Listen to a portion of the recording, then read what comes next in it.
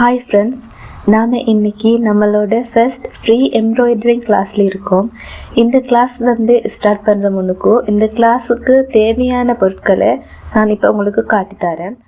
Okay, இப்போ நான் இந்த வீடியோவில் காட்டினது போல் பெரிய சைஸ் நீடில் நமக்கு தேவை. நம்ம சாதாரணமாக ட்ரெஸ் தைக்கிற மிஷின் நீடிலோ சாதாரணமாக கையூசின்னு சொல்லுவோம், அதுவோ தேவையில்லை.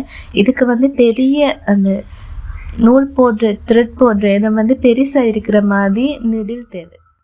அண்ட் அப்புறம் நமக்கு த்ரெட் தேவை. த்ரெட்னு சொன்னால் எம்ப்ராய்டிங்னு த்ரெட் வருது, அதை களிநூல் அப்படின்னு சொல்லுவாங்க. அதில் ஷேடிங் நிறைய இருக்கும், அது நமக்கு கட்டாயம் தேவை. அப்புறம் நமக்கு த்ரெட் எல்லாம் கட் பண்ணுறதுக்காக வேண்டி திமர் தேவை. அப்புறமா நமக்கு ஒரு ஃப்ரேம் ஒன்று தேவை. ஃப்ரேம் வச்சு தான் நம்ம எம்ப்ராய்டிங் பண்ண முடியும். அப்புறம் நமக்கு ஒரு பப்ளின் துணி ஒன்று வேணும். ஓகே, இப்போ நாம் தேவையான பொருட்களை பார்த்துட்டோம். இப்போ நாம் நீடில் எப்படி த்ரெட்டை போடுறது, அதை எப்படி போட்டு எப்படி நம்ம தையலுக்கு ப்ரிப்பேர் ஆகுறதுன்னு பார்ப்போம்.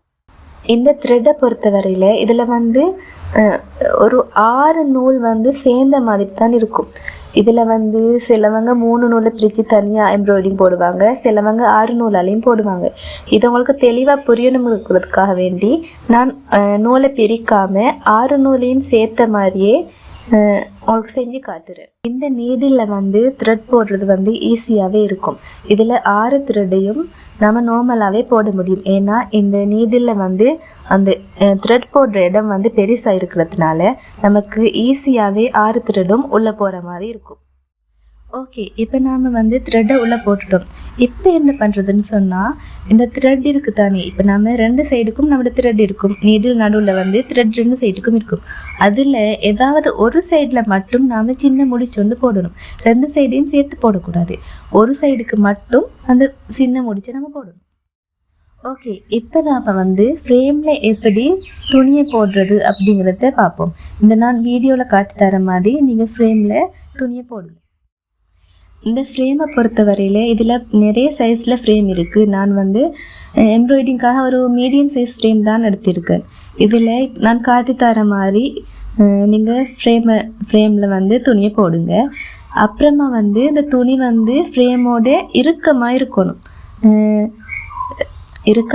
நான் வீடியோவில் காட்டுவேன். அப்படி ஃப்ரேமில் துணி நல்ல இறுக்கமாக நல்ல ஃபிட்டாக ஜாயின் ஆகி இருக்கணும். அப்போ தான் நமக்கு ஈஸியாக எம்ப்ராய்டிங் போட முடியும். உங்களுக்கு இந்த வீடியோவில் பார்க்கக்குள்ள தெரியும், இந்த ஃப்ரேமை போட்டு நம்ம அட்ஜஸ்ட் பண்ணிக்க முடியும். ஃப்ரேமை நல்லா இறுக்கமாக அட்ஜஸ்ட் பண்ணிக்கவும் முடியும். அதோட ஃப்ரேம் நம்மளோட துணியோட நல்லா ஃபிட்டாக இருக்கணும். இப்போ நான் காட்டுறேன்னு பாருங்கள், இந்த வீடியோவில் எவ்வளோ ஃபிட்டாக இருக்குதுன்னு. இப்படி ஃபிட்டாக இருந்தால் தான் நமக்கு எம்ப்ராய்டிங் நீட்டாக வரும். ஓகே, இப்போ நாம் நம்மளோட பேசிக் கிளாஸில் எம்ப்ராய்டிங்க்கு தேவையான த்ரெட், நீடில், அப்புறம் திமர், ஃப்ரேமில் துணியை எப்படி போடுறது, த்ரெட்டை எப்படி நீடில் கோர்க்கிறது, இதெல்லாம் பார்த்துருக்கோம். நெக்ஸ்ட் கிளாஸில் நம்ம பேசிக் ஸ்டிச்சஸ்